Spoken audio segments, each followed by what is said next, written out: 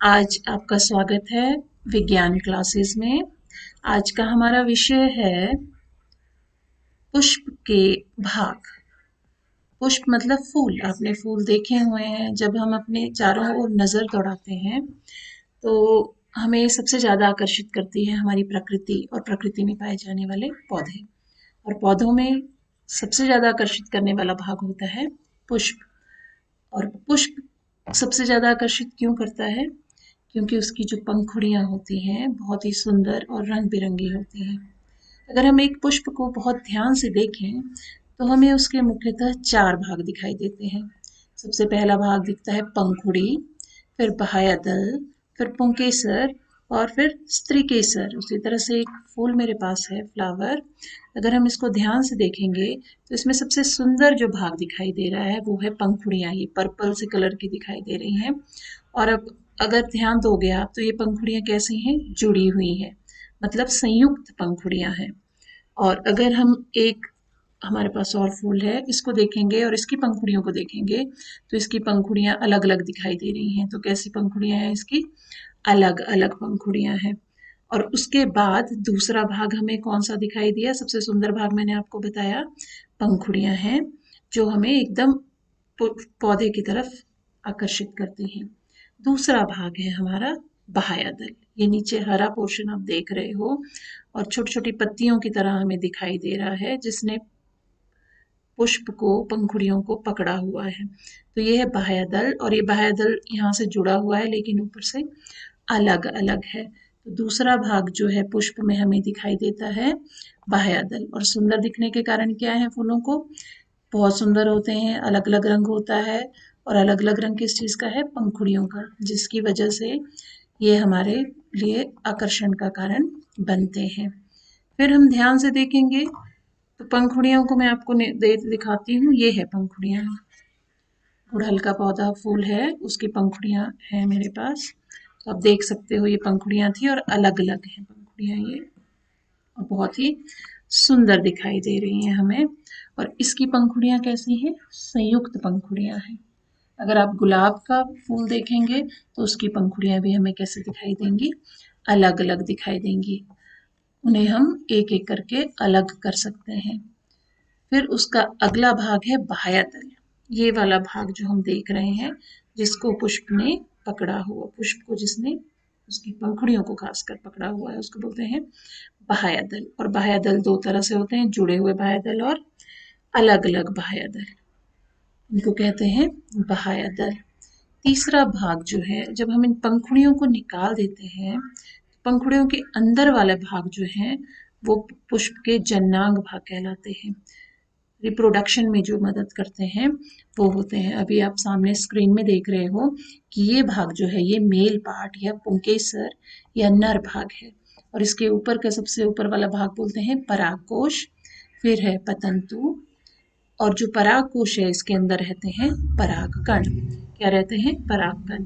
ये जो मेरे पास पुष्प है, इसका ये भाग जो मैं साइड से दिख रहा है, मैं निकाल रही हूँ, ये है मेल पार्ट या नर भाग पौधे का, पुष्प का नर भाग। इसके ऊपर जो है ये परागकोश है। अगर इनको हम हल्का सा इस तरह से करेंगे तो हमें कुछ व्हाइट या येलो कलर के पाउडरी अपीयरेंस दिखाई देगी, जिसको बोलते हैं पराग कण। और जिस चीज ने इस परागकोश को थामे हुए रखा है उसको बोलते हैं तंतु। और ये पूरा का पूरा भाग होता है पुंकेसर या male part of a flower.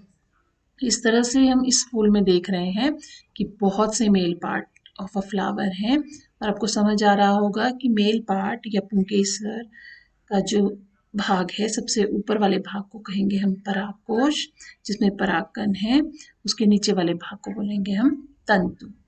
जब हम इनको निकाल देते हैं तो पुष्प के बिल्कुल मध्य का भाग होता है, ये है female part of a flower. अगर आपको ध्यान से दिखाई दे रहा है तो ये है female part of a flower या स्त्री केसर।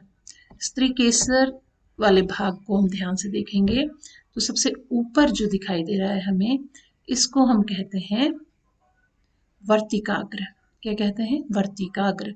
फिर ये नीचे वाला भाग है, इसको बोलते हैं वर्तिका। सबसे ऊपर है वर्तिकाग्र, फिर है वर्तिका।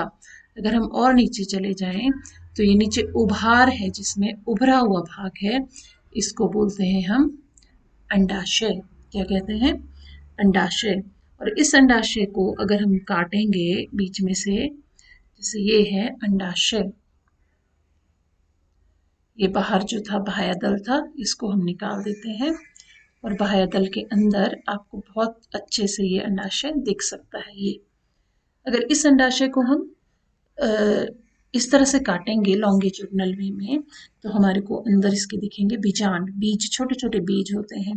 और यही अंडाशय परिपक्व होकर पककर फल बनाता है और इसके अंदर क्या होते हैं? ये बीज होते हैं और ये बीजों का झुंड जो है ये परिपक्व होके फल बनाता है। तो इस तरह से ये था इसका स्त्रीकेसर। और पुष्प में मैंने आपको दो भाग बताए। जनन भाग दो तरह से होते हैं, नर भाग और मादा भाग, पुंकेसर और स्त्रीकेसर। ऐसे पुष्प जिनमें ये दोनों भाग पाए जाते हैं, कौन से? स्त्रीकेसर और पुंकेसर दोनों उपस्थित होते हैं, उन पुष्पों का नाम बोला जाता है द्विलिंगी पुष्प या उभयलिंगी पुष्प। द्विलिंगी पुष्प या उभयलिंगी पुष्प, ऐसे जिनमें स्त्रीकेसर और पुंकेसर दोनों भाग होते हैं। और इसके मुख्य उदाहरण अगर आप देखेंगे तो इसका मुख्य उदाहरण है सरसों और गुड़हल। सरसों और गुड़हल।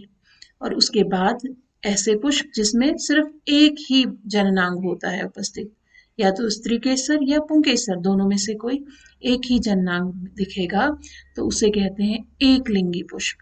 और इसके मुख्य उदाहरण आपके सामने है पपीता और तरबूज। तो मुझे आशा ही नहीं, विश्वास है कि आप समझ गए होंगे कि जननांग की उपस्थिति के आधार पर स्त्रीकेसर या पुंकेसर अगर दोनों उपस्थित हैं तो उभयलिंगी पुष्प या द्विलिंगी पुष्प, और अगर केवल एक ही है उनमें से उपस्थित तो एक लिंगी पुष्प। और अब आप अपने आसपास के पुष्प देख सकते हो, फूलों को देखोगे और उनमें आप आसानी से पहचान सकते हो स्त्रीकेसर पुंकेसर किस किस पुष्प में है और दोनों कौन से पुष्प में उपस्थित है। और इससे आप आसानी से डिफ्रेंशिएट कर सकते हो उभयलिंगी या द्विलिंगी पुष्पों को और एक लिंगी पुष्पों को। तो आज का विषय हमारा यही था। हमारा मेन उद्देश्य था आपको बताने का कि स्त्रीकेसर या मादा भाग में वर्तिकाग्र होता है, वर्तिका होता है, अंडाशय होता है।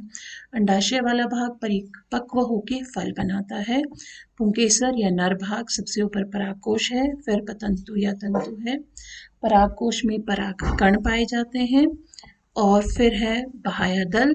बाह्यदल है ये पंखुड़ियों के बिल्कुल नीचे।